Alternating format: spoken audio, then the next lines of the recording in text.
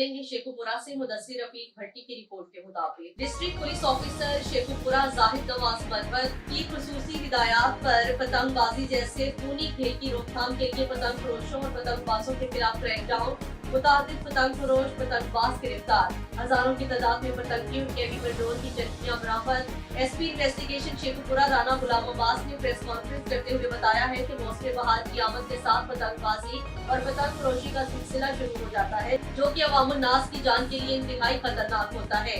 इस खूनी खेल की रोकथाम के लिए district police officer Sheikhupura Zahid Nawaz Marwat की स्पेशल टास्क पर शेखुपुरा पुलिस का पतंग फरोशों पतंगबाजों के खिलाफ बड़ा ऑपरेशन किया गया, जिसमें पतंगबाजी की मुताबिक खुफिया कारखाने पकड़े गए हैं। दर्जनों मुलजिमान गिरफ्तार, भारी तादाद में पतंगे और केमिकल डोर बरामद हुई है। मुलजिमान के खिलाफ मुकदमा दर्ज कर लिए गए हैं। District police officer Sheikhupura Zahid Nawaz Marwat ने गुज़श्ता दिनों जिला भर के SHO को पतंग फरोशों और पतंगबाजों के खिलाफ भरपूर कार्रवाइयां करके उनके कब्जा से पतंगसाजी के खुफिया कारखानों को तलाश करके मुलजिमान की गिरफ्तारियों को यकीनी बनाने का टास्क दिया था।